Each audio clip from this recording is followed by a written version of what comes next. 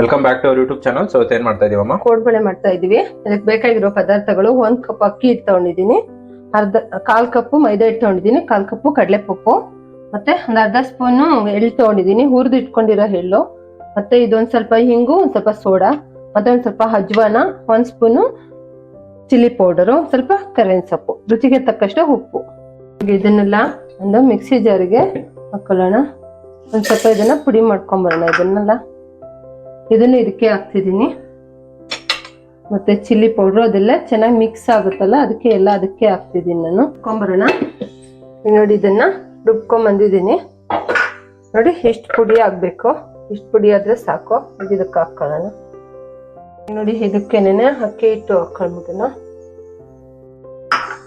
ಮೈದಾ ಹಿಟ್ಟು ಮತ್ತೆ ಎಳ್ಳು ಇದು ನೋಡಿ ಹುರಿದು ಇಟ್ಕೊಂಡಿದ್ದೆ ನಾನು, ಮತ್ತೆ ಇದೊಂದು ಸ್ವಲ್ಪ ಅಜ್ವಾನ, ಮತ್ತೆ ರುಚಿಗೆ ತಕ್ಕಷ್ಟು ಉಪ್ಪು. ಇದನ್ನ ಚೆನ್ನಾಗಿ ಮಿಕ್ಸ್ ಮಾಡ್ಕೊಳ್ಳೋಣ.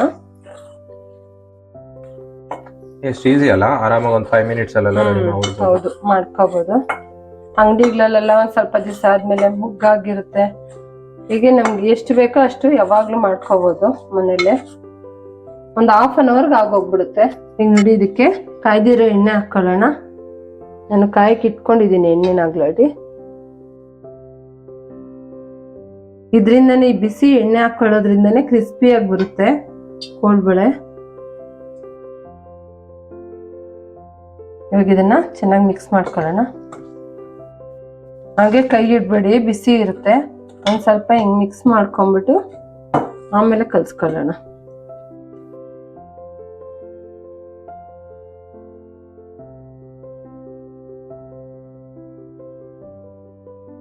ಈಗ ನೋಡಿ ಇದು ಫುಲ್ ಕಲ್ಸಿದ್ದೀನಿ. ಈ ತರ ಆಗಿದೆ. ಇವಾಗ ಇದಕ್ಕೆ ಒಂದ್ ಸ್ವಲ್ಪನೇ ನೀರ್ ಹಾಕೊಳ್ಳಿ. ಒಂದ್ ಸ್ವಲ್ಪ ಹದವಾಗಿ ಕಲ್ಸ್ಕೋಬೇಕು, ಜಾಸ್ತಿ ತೆಳ್ಳಕ್ಕೂ ಬೇಡ, ಗಟ್ಟಿನೂ ಬೇಡ.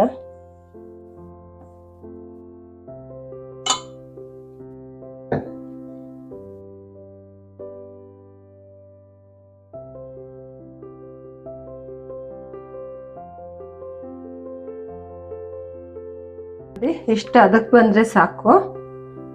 ನೋಡಿ ಹೀಗೆ ಒಂದ್ ಸ್ವಲ್ಪನೂ ಬಟ್ಲಿಗೆ ಈ ತರ ಅಂಟ್ಕೊಂಡಂಗೆ ನೀಟಾಗಿ ಬಂದಿದೆ. ನೋಡಿ ಇಷ್ಟ ಅದ ಇದ್ರೆ ಸಾಕು. ನೋಡಿ ಈ ತರ ಕಟ್ ಮಾಡಿದ್ರೆ ಈ ತರ ಬರ್ಬೇಕು. ಇಷ್ಟು ಸ್ಮೂತ್ ಆಗಿದ್ರೆ ಸಾಕು. ಇಷ್ಟಪ್ಪ ಉಂಡೆ ತಗೊಳ್ಳಿ.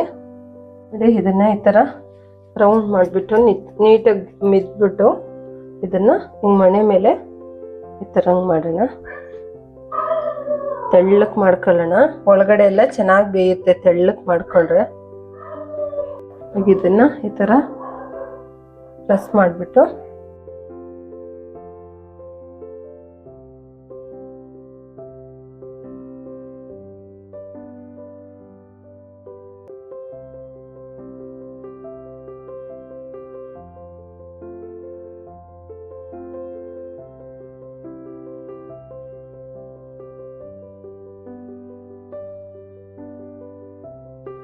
ನೋಡಿ ಈ ತರ ಎಲ್ಲ ರೆಡಿ ಮಾಡಿ ಇಟ್ಕೊಂಡಿದೀನಿ. ಇವಾಗ ಇದಕ್ಕೆ ಹಾಕೊಳ್ಳೋಣ. ನೋಡಿ ಎಣ್ಣೆ ಚೆನ್ನಾಗಿ ಕಾಯ್ದಿತ್ತೆ. ಎಣ್ಣೆ ಕಾಯ್ದ್ಮೇಲೆ ಹಾಕೊಳ್ಳಿ, ಇಲ್ಲಾಂದ್ರೆ ಎಣ್ಣೆ ಜಾಸ್ತಿ ಕುದ್ಬಿಡುತ್ತೆ. ನೋಡಿ ಚೆನ್ನಾಗಿ ಕಾಯ್ದಿದೆ ಎಣ್ಣೆ. ಹಿಂಗೆ ಒಂದೊಂದೇ ಹಾಕೊಳ್ಳಿ. ಹಿಂಗೆ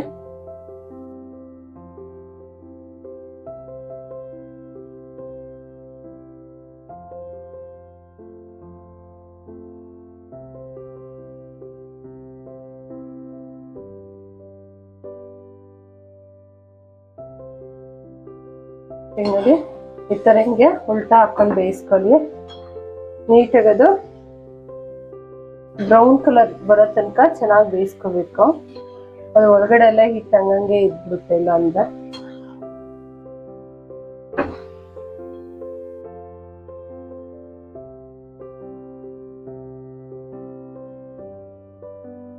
ನೋಡಿ ಎಷ್ಟು ಬೆಂದ್ರೆ ಸಾಕು. ನೋಡಿ ಬ್ರೌನ್ ಕಲರ್ ಬಂದಿದೆ. ಈಗ